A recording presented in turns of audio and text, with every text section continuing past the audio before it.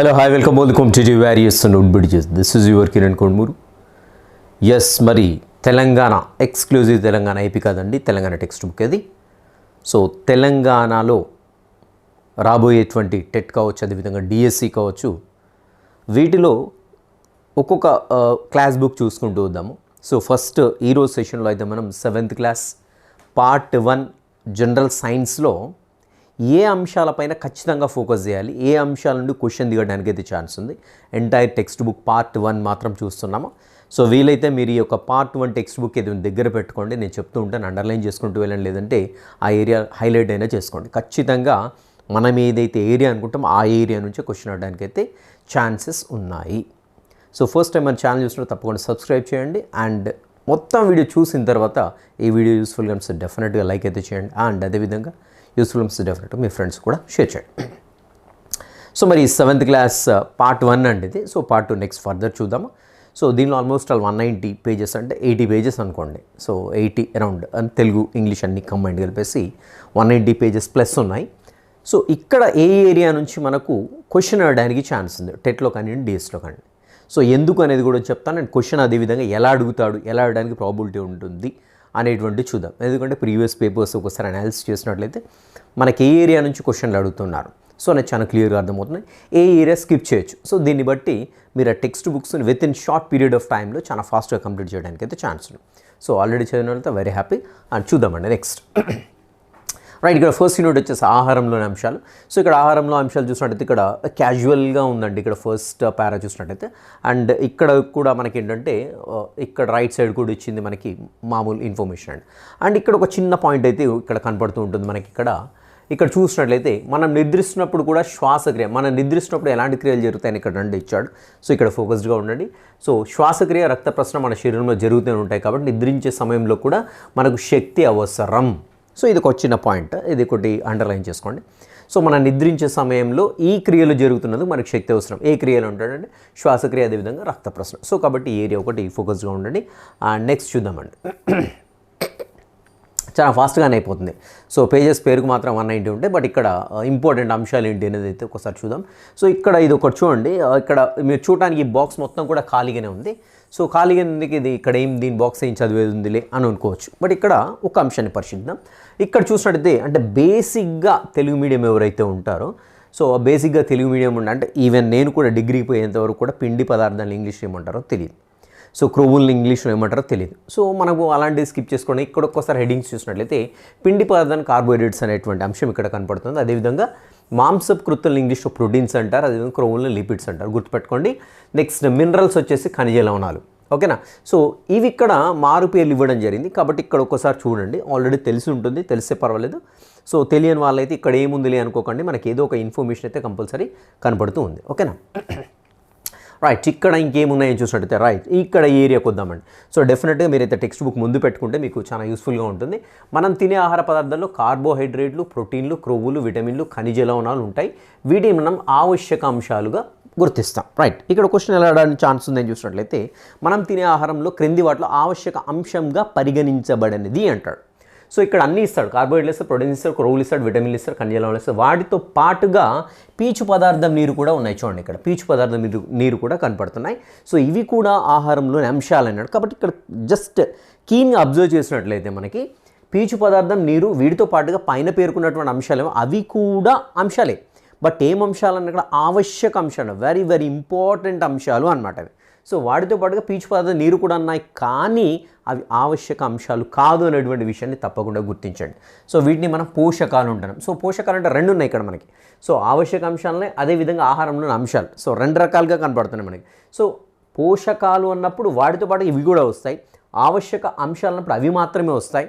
So ఆవశ్యక అంశాలు కానివి అన్నప్పుడు పీచు పదార్థం నీరు వస్తుంటాయి. సో కాబట్టి ఇక్కడ ఏరియా ఫోకస్ అంటే అలా అడగడానికి అయితే ప్రాబిలిటీ మనకు కనపడుతూ ఉంది. రైట్, నెక్స్ట్ చూద్దాం ఇంకేంటి అనేది. రైట్, ఇక్కడ చూసినట్లయితే ఆహార పదార్థంలోని వివిధ అంశాల నిర్ధారణ. అంశాలు అంటే ఏంటంటే కార్బోహైడ్రేట్స్ కావచ్చు, ప్రోటీన్స్ కావచ్చు, క్రొవ్వులు కావచ్చు, ఎలా గుర్తుపట్టాలి ఏంటి సంగతి అనేది అనమాట ఇక్కడ. సో ఇక్కడ మనకి కొన్ని అంశాలు ఇచ్చింది, బట్ ఇక్కడ పెద్ద ఇంపార్టెంట్ ఏం కదండి. అండ్ ఇక్కడ చూసినట్లయితే అండ్ కమింగ్ డౌన్ కొంచెం క్రిందికి స్క్రాల్ అయినట్లయితే ఇక్కడ చాలా క్లియర్గా మనకు కనపడుతూ ఉంటుంది. సజల అయోడిన్ ద్రావణం తయారు చేయడం ఏ విధంగా అనేది ఇక్కడ ఇచ్చాడండి. అండ్ ఇక్కడ ఈ పర్టికులర్ ఈ బాక్స్ ఏదైతే ఇచ్చాడో, అంటే మనకు దీనికంటే ప్రీవియస్ ఇయర్ బుక్లో చూసినట్లయితే ఇలా బాక్స్ కొట్టి ఇవ్వలేదు. సో జస్ట్ జనరల్గా అలా రాసేసాడు. బట్ ఇక్కడ 2023-24 టెక్స్ట్ బుక్ని చూసినట్టయితే స్పెసిఫిక్గా బాక్స్ ఇచ్చేసి బాక్స్లో ఇవ్వడం జరిగింది. అండ్ ఇక్కడ చూడండి, సో అయోడిన్ ద్రావణం, సజల అయోడిన్ ద్రావణం తయారు చేయడం అంటే ఎలా అని అడిగాడు ఇక్కడ. సో సజల అయోడిన్ ద్రావణాన్ని తయారు చేసినప్పుడు ఏ రంగు వచ్చేంత వరకు నీటిని కలపాలి అడగడానికి ఛాన్స్ ఉంటుంది. సో డిఎస్సిలో గుర్తుపెట్టుకోండి, అన్ని కాంపిటేటివ్ ఎగ్జామ్స్ వేరు అండ్ డిఎస్సి టెట్ వేరు. సో ఏ కార్నర్ నుండి ఎలాంటి దానినైనా తీసుకొని క్వశ్చన్ తయారు చేయడానికి ఛాన్స్ ఉంది. సో కాబట్టి ఎవ్రీ కార్నర్ చదవమని చెప్తున్నాను. And more emphasis and more focus on the topics which we are discussing now. Okay, so పసుపు గోధుమ రంగు వచ్చేంత వరకు అయోడిన్ ద్రావణం తయారు చేయాల్సి ఉంటుంది అన్నమాట. రైట్, అది పక్క పెట్టేసి ఇక్కడ నెక్స్ట్ ఇంకా చూడండి, ఇక్కడ ప్రోటీన్లని నిర్ధారించేటువంటి పరీక్ష అండి. ఇక్కడ చూసినట్లయితే మనకి ప్రోటీన్లను నిర్ధారించేటువంటి పరీక్ష ఇక్కడ ఒక టేబుల్ ఇచ్చాడు మనకి రైట్ సైడ్లో చూసినట్లయితే. ఇక్కడ మనకి దీనికి కావాల్సిన అంశాలు ఏంటి, కావాల్సినటువంటి రసాయనాలు ఏంటి అనేది కంపల్సరీ లిస్ట్ అయితే గుర్తుపెట్టుకోవాలండి. 2% కాపర్ సల్ఫేట్, 10% సోడియం హైడ్రాక్సైడ్, ఇవి రెండు ఎసెన్షియల్ అనమాట. సో మరి 2% ఎలా తయారు చేయాలి, అదేవిధంగా 10% సోడియం హైడ్రాక్సైడ్ ఎలా తయారు చేయాలి ఇక్కడ లిస్ట్ అయితే ఇచ్చాడండి. అండ్ ఇక్కడ పెల్లెట్స్ అనేది, ఇక్కడ పెల్లెట్స్ ఇచ్చాడు చూడండి. ఇక్కడ మనకి 1 గ్రామ్ సోడియం హైడ్రాక్సైడ్ దాదాపు 6 సోడియం హైడ్రాక్సైడ్ పెల్లెట్ సమానం. సో ఇది కూడా ఇంపార్టెంట్ అండి. సో దీన్ని బేస్ చేసుకుంటూ క్వశ్చన్ తయారు చేయడానికి అయితే ఛాన్స్ ఉంటుంది. సో ఇది కంపల్సరీ అండి, ప్రోటీన్లను నిర్ధారించే పరీక్షలో ఇక్కడ ఫోకస్ చేయండి కంపల్సరీ. అండ్ ఇక్కడ చూసినట్లయితే ఇంకా మనకి చూద్దాం, ఆహార పదార్థాన్ని తీసుకోండి. కొన్ని చుక్కల అయోడిన్ ద్రావణాన్ని కలిపినప్పుడు ఏంటంటే మనకు పదార్థం ముదురు నీళ్ళ రంగు అని చెప్పాడు కదా, ఇది ఇంపార్టెంట్ అండి ఇక్కడ. ఓకేనా. అండ్ నెక్స్ట్ డిపార్ట్మెంట్తో ప్రయత్నం ఇది వదిలిపెట్టేసినట్లయితే ఇక్కడ చూడండి, మనకి ప్రోటీన్లను నిర్ధారించే పరీక్షలో చూసినట్లయితే 2% కాపర్ సల్ఫేట్, 2 చుక్కల 2% కాపర్ సల్ఫేట్, 10 చుక్కల 10% సోడియం హైడ్రాక్సైడ్ పరీక్షణాలు వేసి బాగా కలపండి. రంగులో మార్పు గమనించండి. పదార్థం నీలి రంగు నుండి వంకాయ రంగు, అంటే వంకాయ రంగు అన్న ఒకటే, ముదురు నీళ్ళ రంగు అన్న ఒకటి అండి, గుర్తుపెట్టుకోండి. ఇక్కడ కూడా మనకు ముదురు నీళ్ళ రంగు అని వస్తుంది. సో ఇక్కడ దీన్ని వంకాయ రంగుని కూడా ప్రశ్నించడానికి ఛాన్స్ ఉంది. ముదురు నీళ్ళ రంగు వంకాయ రంగు సేమ్ అన్నట్టుగా వాళ్ళు ఇక్కడ ఇవ్వడం జరిగింది బ్రాకెట్లో. కాబట్టి పిండి పదార్థం పరీక్షలో అయోడిన్ కలిపినప్పుడు, సజల అయోడిన్ కలిపినప్పుడు పిండి పదార్థం ఉన్నప్పుడు ఏ రంగులోనికి మారుతుంది, ముదురు నీలి రంగు అనొచ్చు, లేదంటే వంకాయ రంగు కూడా అడగడానికి ఛాన్స్ ఉంది. సో వంకాయ రంగు ఇచ్చిన అక్కడ కరెక్ట్, ఎందుకంటే వాళ్ళు ఇక్కడ మనకు బ్రాకెట్లో మెన్షన్ చేశారు కాబట్టి. ఓకేనా. సో ఇలా మనకి ఆహార పదార్థం ఏ రంగు నుంచి ఏ రంగు మారుతాం ఇంపార్టెంట్. ఓకేనా. రైట్, నెక్స్ట్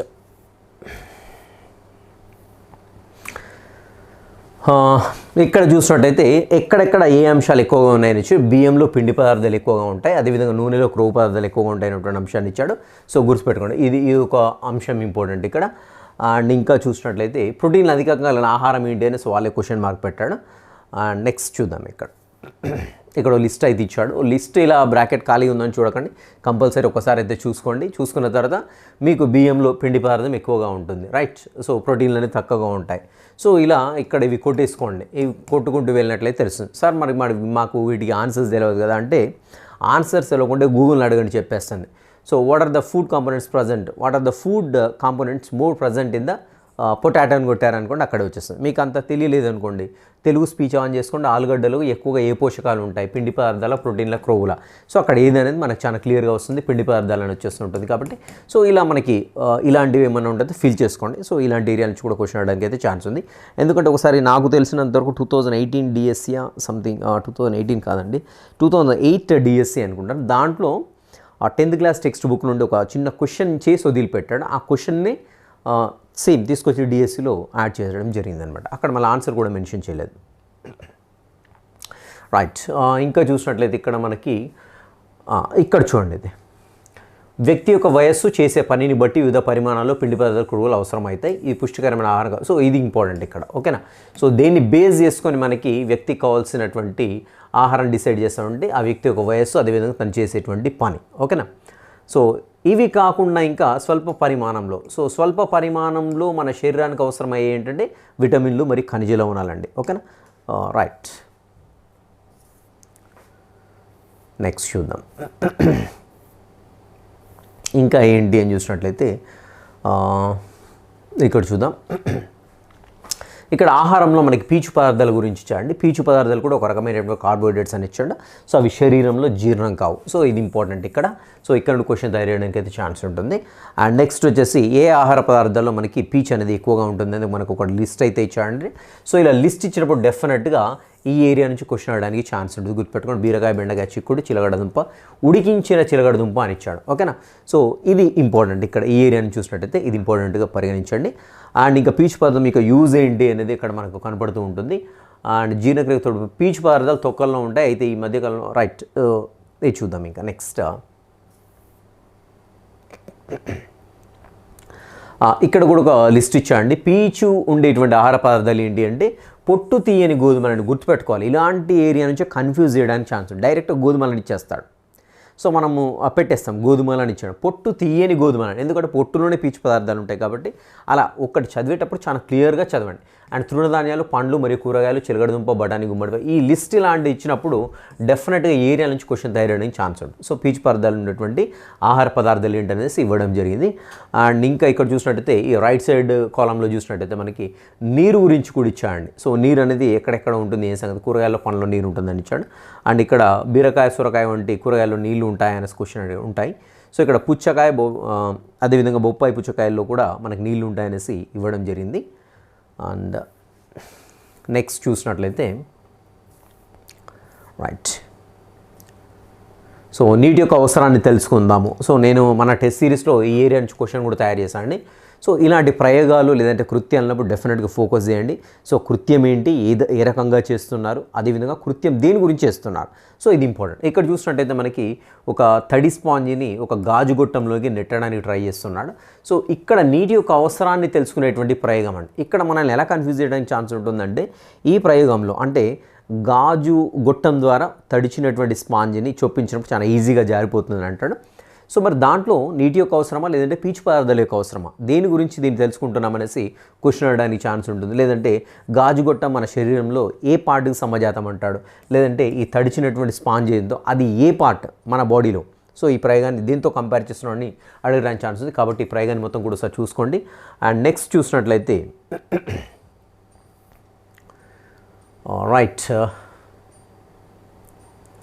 రైట్ ఇక్కడ చూసినట్లయితే మన ఆహారంలో ఏవేవి ఖచ్చితంగా ఉండాలనేసి ఇక్కడ మెన్షన్ చేయడం జరిగిందండి.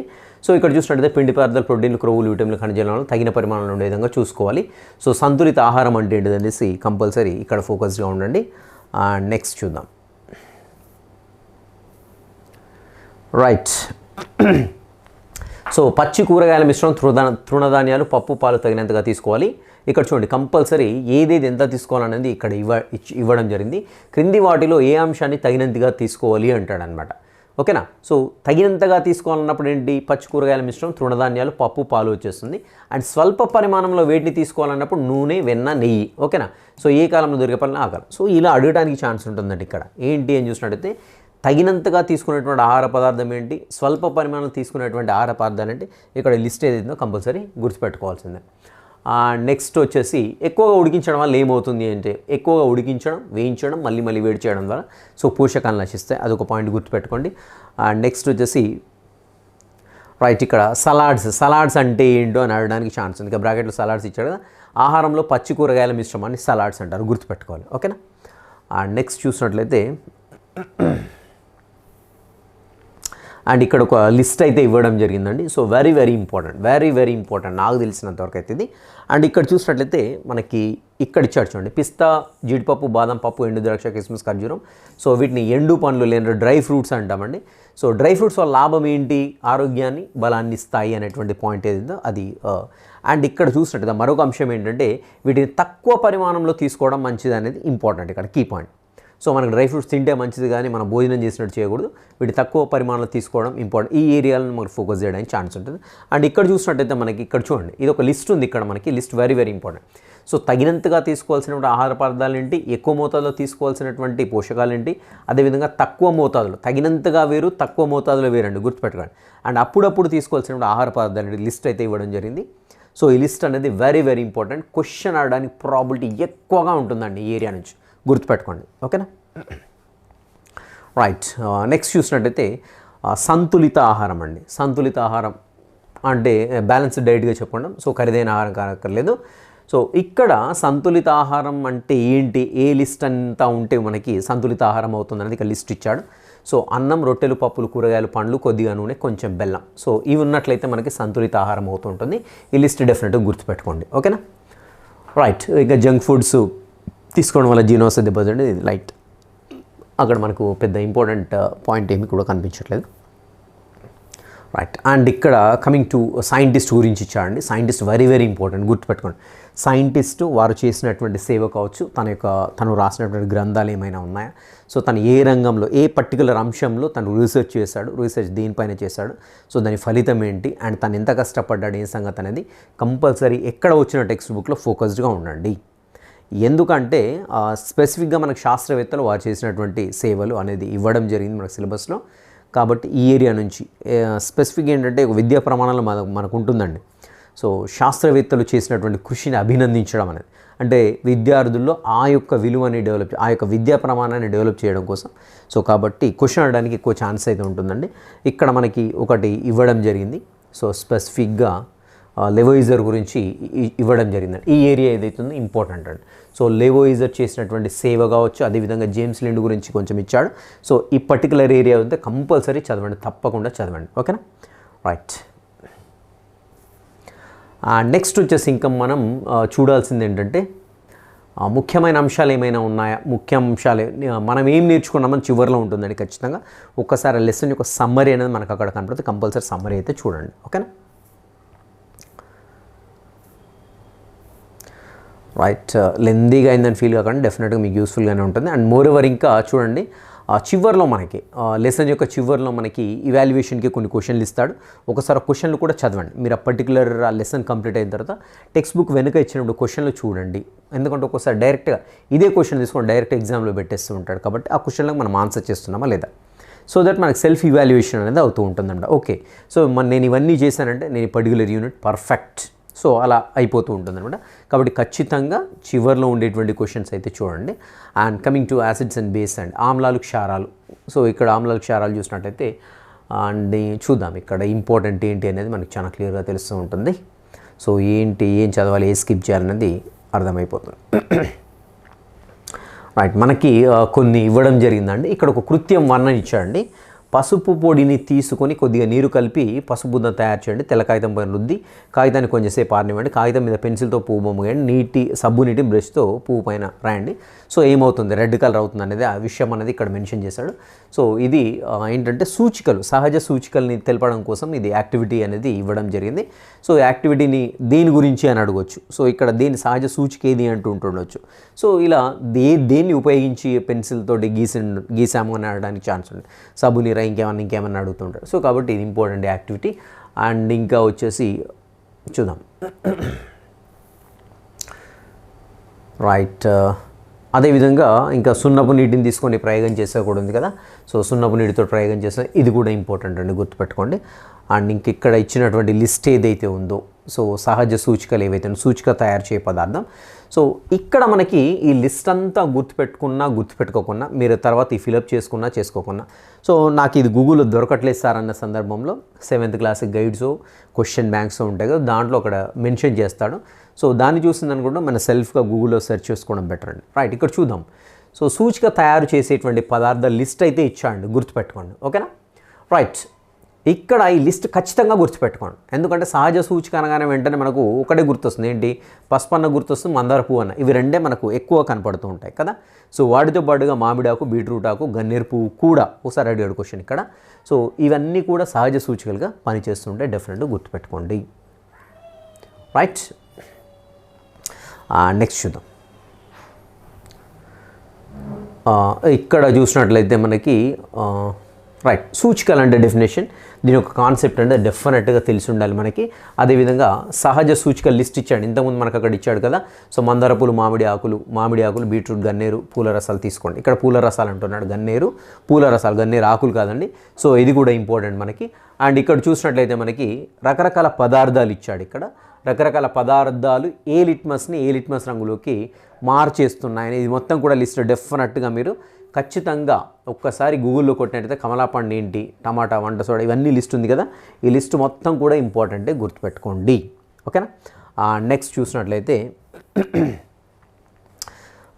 పండ్ల రసాలు, కూరగాయలు, శీతల పానీయాలు, ద్రావణాలు, గాజు బీకరణ పరీక్ష. రైట్, ఇక్కడ చూసినట్టయితే ఇవన్నీ కూడా ఎరుపు లిట్మస్ని నీలి లిట్మస్ పైన ఎలా ప్రయోగాలు చేస్తాం అంటే ఎలా మార్చేస్తున్నాయి అనేది కంపల్సరీ అది తెలుసుకోవాల్సి ఉంటుంది డెఫినెట్గా. అండ్ సున్నపు నీరు తయారు చేసేటువంటి పద్ధతి అవసరం లేదంతగా. రైట్, ఇక్కడ ఈ మనకి ఇలా హైలైట్ చేసినటువంటి టెక్స్ట్ ఏదైతే ఉందో టెక్స్ట్ బుక్లో ఇలా హైలైట్ చేసిన టెక్స్ట్ అయితే ఉందో కంపల్సరీ చదవాల్సి ఉంటుంది. ఎందుకంటే అది హైలైట్ చేసారంటే అది డెఫినెట్గా కీ అంశం కాబట్టి, ముఖ్యమైనటువంటి అంశం కాబట్టి హైలైట్ చేయడం జరిగింది. సో నీలి లిట్మస్ను ఎరుపు రంగులోకి మారిస్తే ఆమ్ల స్వభావం ఉంటుంది, ఎరుపు లిట్మస్ నీలి రంగులోకి మారిస్తే జనరల్గా పదార్థానికి క్షార స్వభావం ఉంటుంది, అది కంపల్సరీ. ఓకేనా. అండ్ అదేవిధంగా ఇండికేటర్ సూచికలు అనేవి ఇచ్చాయండి ఇక్కడ మనకి. సో సూచికలు ఏంటి అనేది ఇక్కడ మనకు చాలా క్లియర్గా మెన్షన్ చేయడం జరిగింది. సో ఆమ్ల స్వభావం ఇక్కడ ఇచ్చాడు. ఇక్కడ ఒకటి చూడండి, ఒకసారి ఇది క్వశ్చన్ అడిగాడు. చీమ కుట్టినప్పుడు మంటగా అనిపించడం మీకు అనుభవమే కదా. చీమ కుట్టిన చోట ఫార్మిక్ ఆమ్లాన్ని విడుదల చేస్తుంది. సో ఇది జనరల్గా మామూలుగా ఒక సాధారణ అంశాన్ని రాసినట్టు రాశాడు. సో చీమ కుట్టినప్పుడు మంటగా అనిపించడం కారణం ఏంటి, ఏ ఆమ్లము అని ఇచ్చాడు, ఫార్మిక్ యాసిడ్. కాబట్టి ఎట్టి పరిస్థితుల్లో కూడా మనం దేన్ని కూడా స్కిప్ చేయకండి. సో మరీ అంటే వెరీ లిటిల్ అంటే అసలు సాధారణమైన అంశం ఇది, ఇంకా ఇది చదవకున్నా నాకు బ్రెయిన్ అదే చెప్పేస్తుంది అన్న అంశాన్ని స్కిప్ చేయండి. ఓకేనా. అండ్ నెక్స్ట్ వచ్చేసి ఇక్కడ జంతువుల మొక్కల్లో ఉండేటువంటి ఆమ్లాలు, సహజ ఆమ్లాలు అంటే ఏంటి అనేది అడుగుతాడు అనమాట ఇక్కడ. సో ఇది ఒకటి ఇంపార్టెంట్ అండి. అండ్ అదేవిధంగా ఇక్కడ మనకు చూసినట్లయితే ఆహార పదార్థ రుచి పుల్లగా ఉండేవి ఏవైతే ఉన్నాయో వాటిని జనరల్గా సో ఆమ్లాలుగా చెప్పుకుంటూ ఉంటాం కదా. సో అదొకటి చూడండి. అండ్ ఇంకా చూద్దాం. రైట్, ఇక్కడ లిస్ట్ రైట్ తెలుగు పేపర్ చూసాం ఇక్కడ. ఈ లిస్ట్ ఏదైతే ఉందో వెరీ వెరీ ఇంపార్టెంట్. ఈ లిస్ట్ మనకి ఇక్కడ పెద్ద లిస్ట్ ఇచ్చాడు. సో ఈ లిస్ట్ అనేది వెరీ వెరీ ఇంపార్టెంట్. ఎస్టిక్ ఆమ్లం, మోరిక్ ఆమ్లం, సిట్రిక్ ఆమ్లం, స్టీరిక్ ఆమ్లం, ఇవి ఆమ్లాలు ఎక్కడ ఉన్నాయి. సో ఆమ్లంలో ఉండేటువంటి పదార్థం ఏంటి. సో యాక్చువల్గా ఈ పదార్థం ఆమ్లం ఉంటుంది. ఆలివ్ నూనెలో ఏముంటుందంటే ఓలిక్ యాసిడ్ ఉంటుంది. నిమ్మ నారింజలో ఏముంటుందంటే సిట్రిక్ యాసిడ్. ఇది వెరీ ఇంపార్టెంట్, గుర్తుపెట్టుకోండి, వెరీ ఇంపార్టెంట్.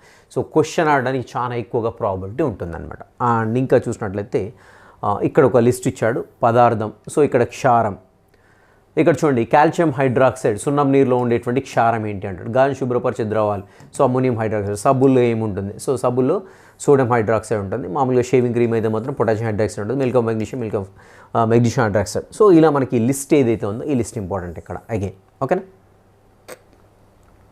రైట్, ఇక్కడ సహజ ఆమ్లాలు ఆల్రెడీ మనం లిస్ట్ అవుట్ చేసాం కదా. ఇక్కడ చూసినట్టయితే రసాయనిక ఆమ్లాలు అండి, అంటే జనరల్గా మన ల్యాబొరేటరీలో తయారు చేసేటువంటి ఆమ్లాలు ఏవైతేనో సో ఏవి అనేది కూడా ఈ లిస్ట్ అయితే గుర్తుపెట్టుకోండి. అండ్ ఇక్కడ మెగ్నీషియం తీగ ముక్కను కరిగించేసి మనం జనరల్గా ఒక ఆమ్లాన్ని తయారు చేయడం అనేది ఒక చిన్న యాక్టివిటీ ఇచ్చాడు. సో యాక్టివిటీని డెఫినెట్గా ఒకసారి చూడండి, దాని కాన్సెప్ట్ ఏంటని అర్థం చేసుకోవడానికి అయితే ప్రయత్నించండి. ఎందుకంటే ఇక్కడ ఆమ్లాన్ని తయారు చేయడం గురించి ఒక చిన్న యాక్టివిటీ ఇవ్వడం జరిగిందనమాట. నెక్స్ట్ క్షార స్వభావం కలిగినటువంటి పదార్థాలు ఏంటి అనేది. అండ్ ఇక్కడ యాక్టివిటీ ఇచ్చాడు. మెగ్నీషియం ఆక్సైడ్ నీటిలో కరిగినప్పుడు మెగ్నీషియం హైడ్రాక్సైడ్ ఏర్పడుతుంది. అదేవిధంగా సోడియం పొటాషియం ఆక్సైడ్ నీటిలో కరిగినప్పుడు సోడియం హైడ్రాక్సైడ్, పొటాషియం హైడ్రాక్సైడ్ ఏర్పరుస్తాయి.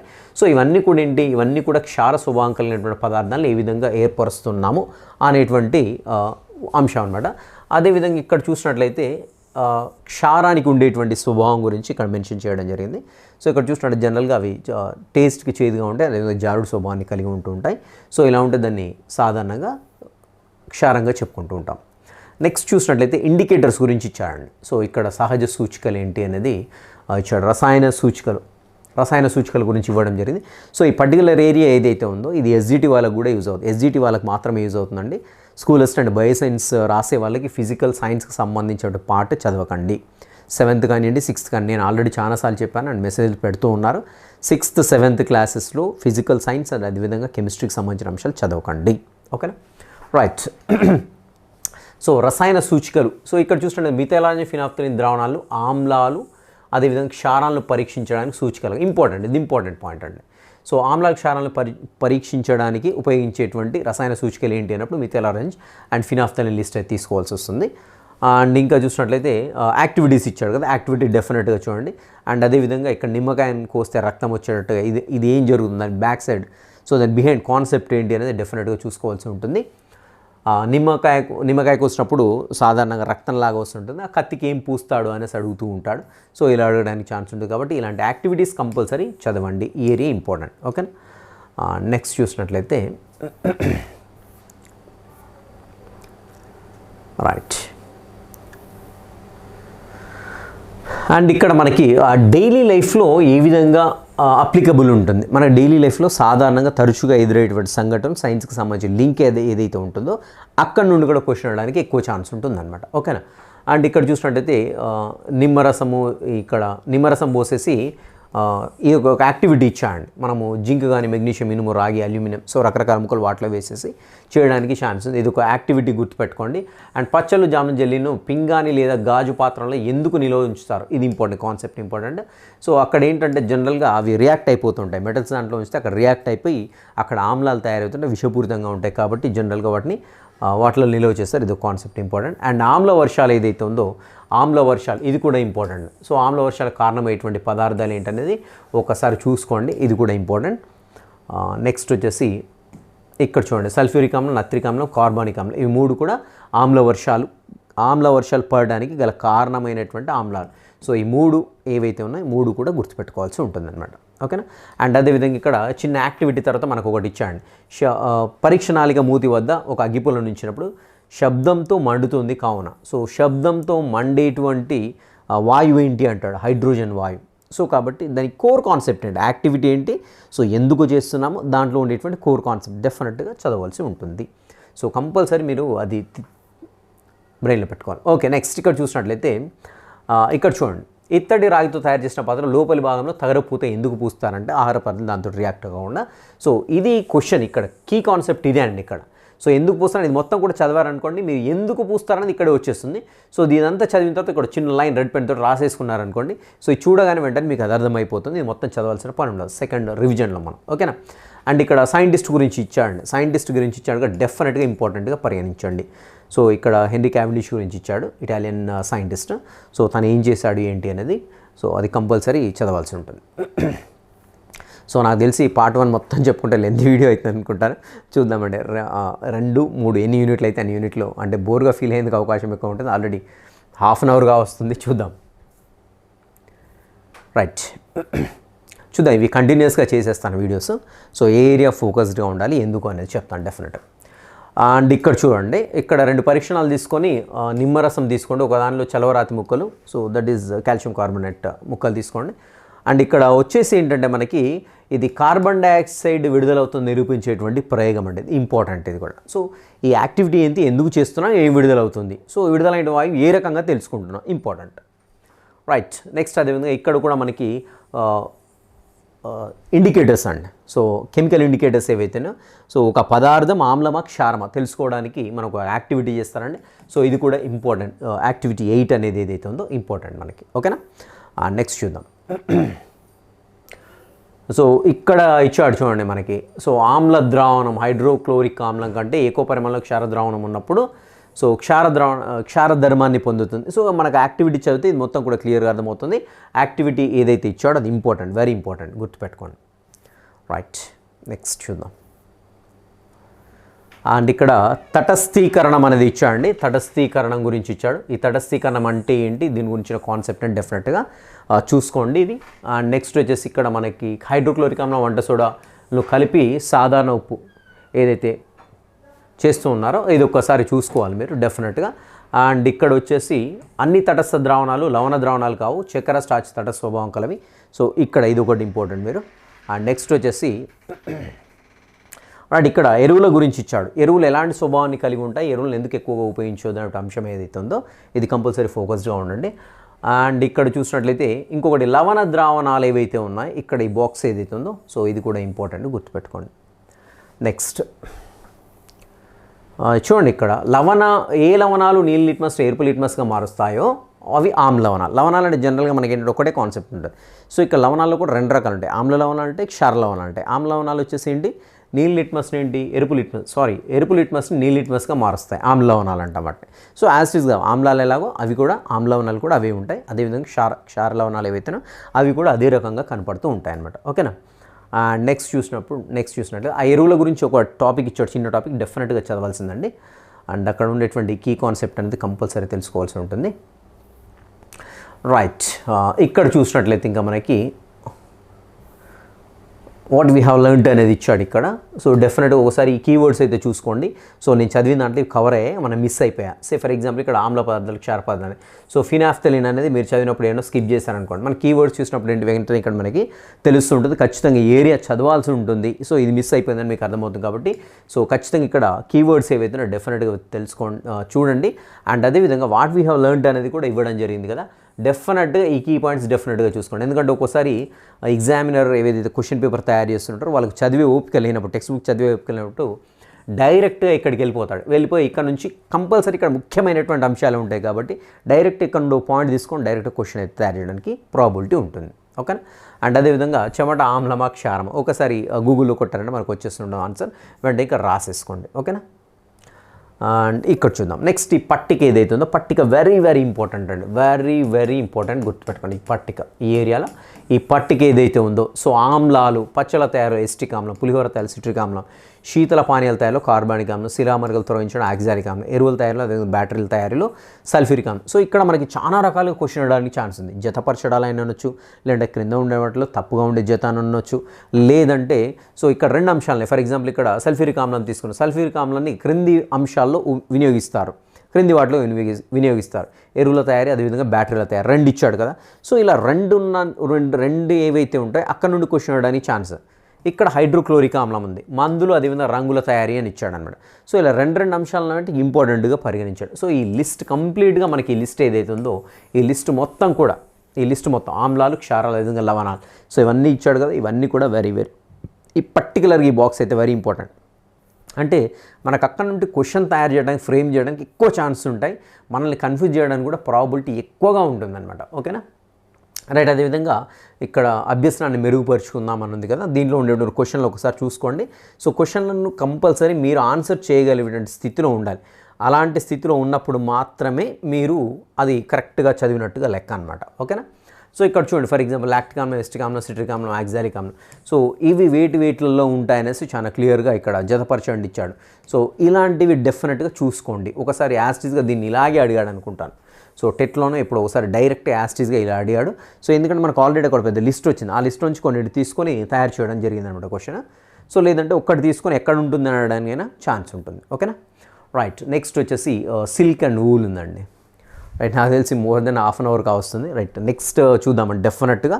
సో డైలీ ఒకటి నేను ఎన్ని వీలైతే అన్ని పెట్టడానికి అయితే ప్రయత్నిస్తానండి. సో ప్రజెంట్ అయితే నేను యాక్చువల్గా ఫస్ట్ పార్ట్ మొత్తం చెప్పేద్దామన్నా కూడా మరి ఇప్పటికే లెందీ అయిపోయిందండి. సో ఫస్ట్ 2 యూనిట్స్లో ఏ ఏరియాస్ ఫోకస్ చేయాలి, ఎందుకు చేయాలి, క్వశ్చన్ ఎలా అడుగుతాడు అది అయితే మనకి ఈరోజు సెషన్. అండ్ నెక్స్ట్ సెషన్లో నెక్స్ట్ 2 యూనిట్స్ అండి సిల్క్ అండ్ వూల్ ఉంది కదా, పట్టు మరియు ఉన్ని ఉంటుంది అది. దాని తర్వాత ఇలా కంటిన్యూస్గా రోజొక వీడియో అప్లోడ్ చేయడానికి అయితే ప్రయత్నిస్తాను. సో నేను చెప్పినప్పుడు నేను పర్టికులర్గా మీరు ఆ పర్టికులర్ ఏరియా చదువుతున్నారా లేదా, సో చివర్లో ఇచ్చినటువంటి ముఖ్యాంశాలు చదువుతున్నారా లేదా, కీవర్డ్స్ చూసుకుంటున్నారా లేదా, అండ్ అదేవిధంగా సెల్ఫ్ ఇవాల్యుయేషన్ కోసం లాస్ట్లో ఇచ్చినటువంటి క్వశ్చన్స్ మీరు చూస్తున్నారా లేదా అదొకసారి అయితే చెక్ చేసుకోండి. ఇఫ్ ఎట్ ఆల్ మీరు ఓకే వెల్ అండ్ గుడ్ నేను అన్ని చివర్లో ఇచ్చి చేస్తున్నాను సార్ అంటే okay you are well perfect. So next 2 units కావచ్చు, 3 యూనిట్స్ కావచ్చు, ఎన్ని అయితే అన్ని నెక్స్ట్ సెషన్లో మళ్ళీ కంటిన్యూ చేద్దాం. Well meet in the next session. Till next session. Have a great day.